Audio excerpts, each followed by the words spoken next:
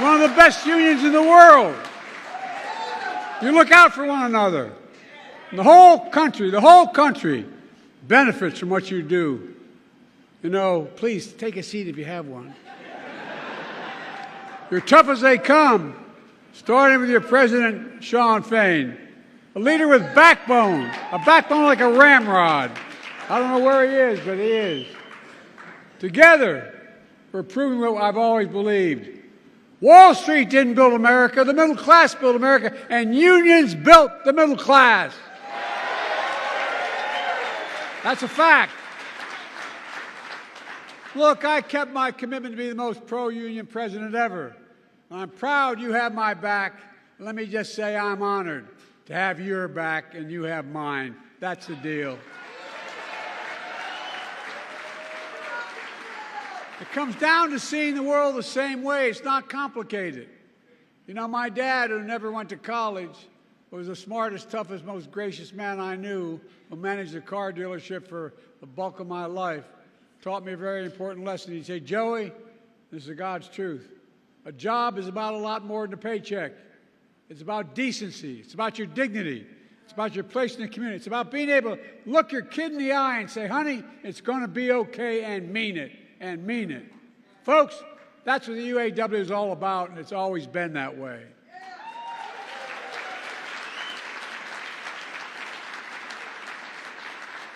Just after the UAW was founded nearly 90 years ago, it launched what historians call the most important strike in the 20th century. Flint, 1936. Walter Reuther organized a sit-down in the factory. They weren't sure what would happen. They were worried about getting beat up, but they were determined. They were determined. And it took 44 days, but they won the first collective bargaining victory in American history.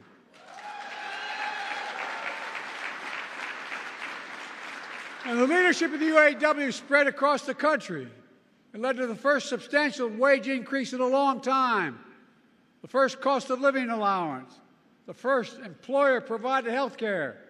Within 4 years, workers across the entire auto industry unionized, inspiring workers across other industries as well, giving life to new industries in the labor movement. I share that history with you because all of you made history again. I'm confident, and I mean this, 90 years from now, people are going to look back on the impact you had, you in this room. Just like them 90 years ago, you matter now. You lead. And I respect all of you here today. You represent unions that always led, always lifted, and always inspired workers. The UAW legacy from Walter Reuther to Shawn Fain today. Shawn, you took a lot of heat, but you demonstrated extraordinary leadership. You did.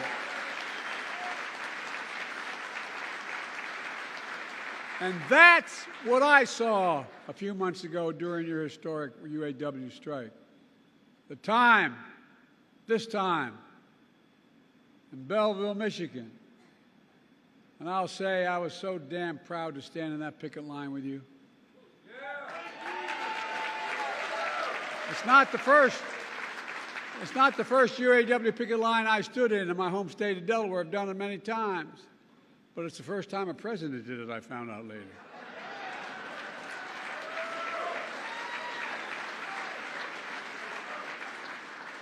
I've always fought for a strong auto industry, with UAW-built cars leading the world.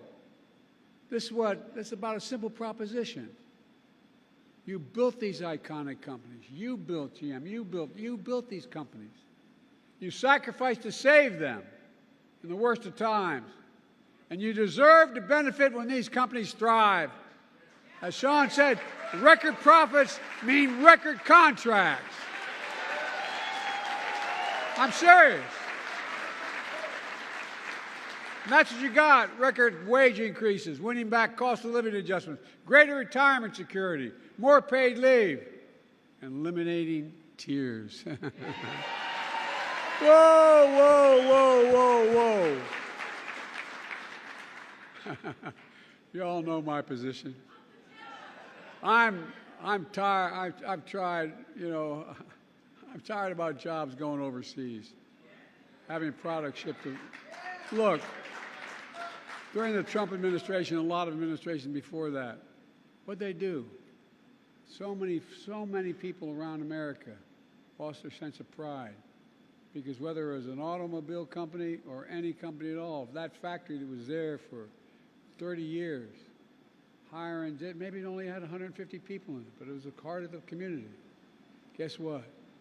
Corporate America found the cheapest labor in the world, and they sent the jobs to those laborers and sent the product back to us. But not anymore. We're building product here and shipping it overseas. Buy America and build America. I mean it. And what's really important, you made sure the auto future of the world will be made in America. Oh, I mean it.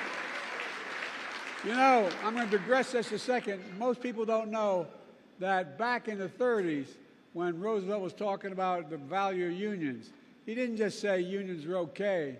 He said any product that, in fact, any money that Congress gives the president to spend to build a product, whether it's an aircraft carrier, an automobile, a tank, or a staircase, no matter what that was, it should be built.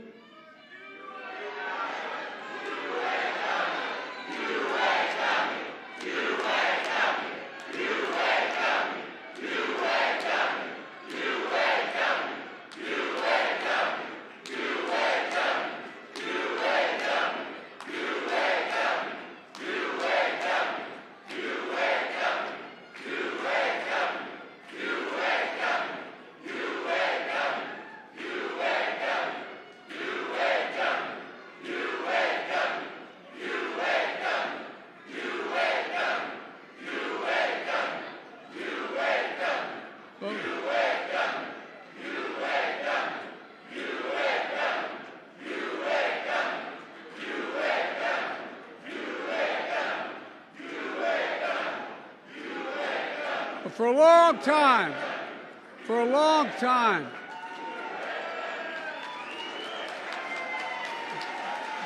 time, the Congress would make an appropriation and send it to the president to spend, whether it's building an aircraft carrier or a staircase. And guess what? It was supposed to be built by an American worker with American products. Well, guess what?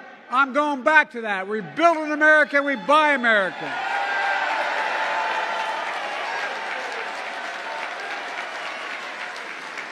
And here's what you all did. You won commitments from the big three to create thousands of more jobs, to invest tens of billions more dollars, building an auto future made in America. It wasn't just about what you did for the UAW workers. The fact is you've transformed the entire auto industry. That's not yet unionized, or as we call that, the UAW bump. Because of you, Toyota, Volkswagen, Nissan, Tulsa all gave their workers double-digit raises. Because of you. Workers across the country have seen the largest wage increases for workers building cars and trucks and any other transportation equipment in nearly 30 years.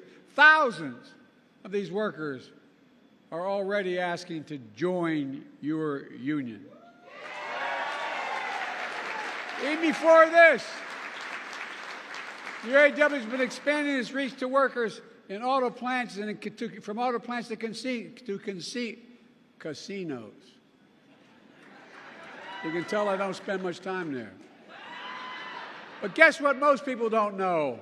But the UAW represents researchers in higher education and workers.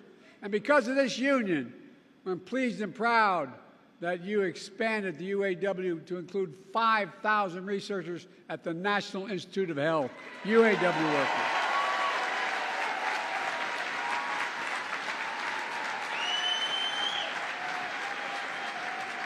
I, honest to God, have always believed that the union movement in America is important because it produces the best skilled workers in the world. That's what happens. It's good for everybody. It's good for companies. It increases the quality of the jobs, the quality of the products, and it's good for economic growth.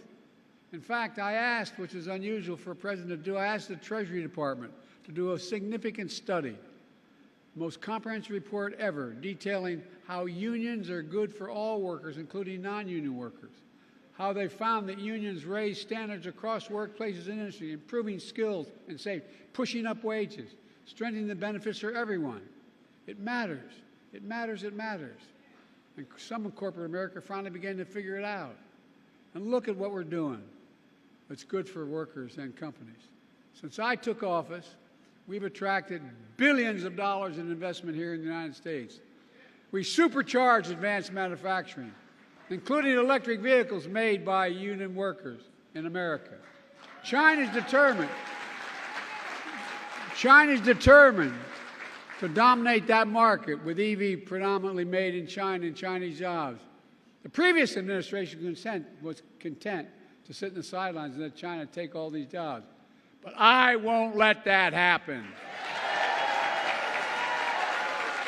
I will not.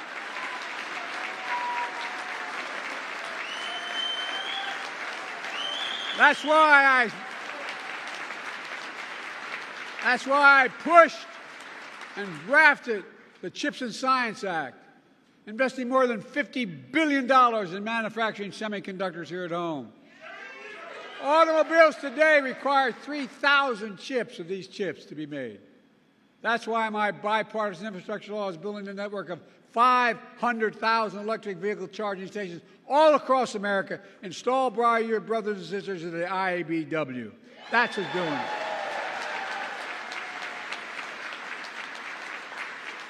That's why the Inflation Reduction Act, which the other team, not a single person, supported, that I signed into law, there's a dramatic incentive for the big three and other auto companies to make it here, their future here in America, with American jobs. Jobs that we want to make union jobs. That's why I announced $12 billion to help companies that respect their workers implement a just transition to electric vehicle future. Because I strongly believe that companies transitioning to new technology should retool, reboot, and rehire in the same factories, in the same communities with comparable wages.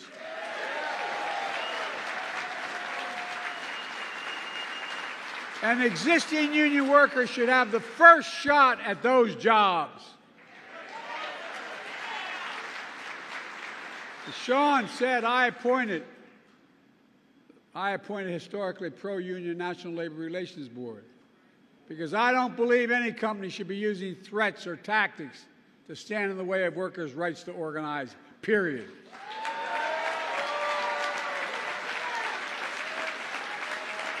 And folks,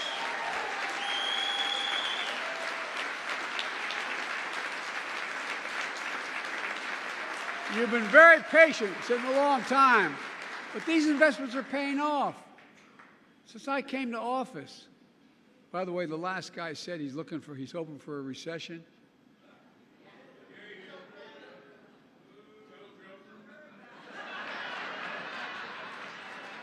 Because he does not want to be the next Herbert Hoover. He's already Herbert Hoover. He's the only president other than Herbert Hoover who lost jobs when he was president. Look, since I came to office, with your help, we've created 14 million new jobs. 14 million. Nearly 800,000 manufacturing jobs nationwide. And that means we're creating American jobs and exporting American products instead of the other way around like we saw for too long. Unemployment has been below 4% for the longest stretch in 50 years, and it's going down. Wages are up. Household wealth is up. We have the lowest inflation and fastest recovery of any major economy in the world. We have the fastest growing economy in the world. I know we have more to do, and we're making real progress. Over the last year, prices are down on everyday items from a gallon of gasoline to a gallon of milk. And folks are beginning to feel it. Last week, we saw one of the biggest jumps in how positive consumers are about feeling about their personal circumstance. But we have more work to do. But our plan is delivering for the American people, building an economy from the middle out and the bottom up, not the top down.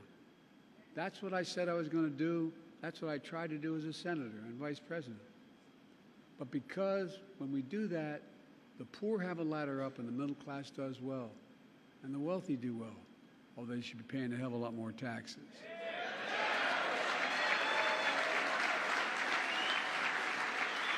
We all do well.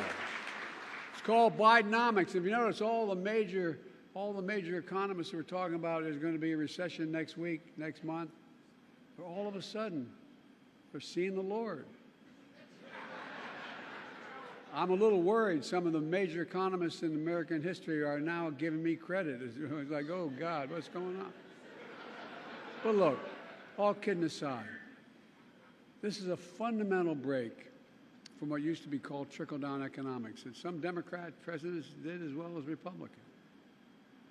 You know, I sat not a lot trickled down on my dad's kitchen table growing up. There wasn't a lot. The idea was that the wealthy do very well, there'll be a lot left over, and it'll trickle down to ordinary folks. Well, guess what? That trickle-down economy was supercharged by my predecessor. It cut taxes for the very wealthy and the biggest corporations. It shipped good-paying jobs overseas because labor was cheaper. It shrank public investment in infrastructure and education, invested less. It hollowed out entire communities, closing factories. I'm not making this up. You know this to be true. Closing factories, attacking unions, leaving too many Americans behind. In fact, when Donald Trump was in office, 6 auto factories closed around the country. Tens of thousands of auto jobs were lost nationwide during Trump's presidency. During my presidency, we've opened 20 auto factories and more to come. We've created more than 250,000 auto jobs all across America. And while I stood in solidarity with you on the picket line, as your president said, I went on a picket line, Donald Trump went to a non-union shop and attacked you. Let me tell you something I learned a long time ago. If I'm going to be in a fight, I want to be in a fight with you, the UAW. With you. No, I mean it. We have a big fight in front of us. We're fundamentally changing the economy of this country, and everybody's getting a little worried about it, the very powerful. Some are seeing the light. But changing the economy, taking it from an economy that takes care of those at the top, and changing an economy that gives people who built this country a fair shot. Again, back to my dad. All anyone wants is just a fair shot. Just a fair shot. An even shot to be able to make it. That's what my economic plan is all about. That's what the UAW is all about. That's what your battle has been about. The days of working people being dealt out of the deal are over in this country as long as I'm president. Working people are going to get their fair share. You've earned it. You fought for it. And you deserve it. So today I want to say to all of you, thank you. Thank you. I could not be more proud or more honored that you've chosen to stand with me. For all the progress we made together, you're the real hero. I want to make it clear, you're the heroes of the story. It's not what I did, it's what the American people standing up with backbone did. You're the reason why. And I mean this sincerely. I'm supposedly an expert on foreign policy. I've known every major world leader for the past 25 years. And guess what? As I tell every world leader, remind them, whether they're an adversary or an ally, it's never, ever, ever been a good bet to bet against the American people. Never, never, never. And that's been true throughout history, and it's still true today. Because of you. I mean this, because of you, I've never been more optimistic about America's future. We just have to remember who we are. We are the United States of America. And I mean this. There's nothing beyond our capacity when we work together. We're the only nation in the world that's come out of every crisis stronger than we went in. So God bless you all, and may God protect our troops, and God bless the American worker. Thank you, thank you, thank you.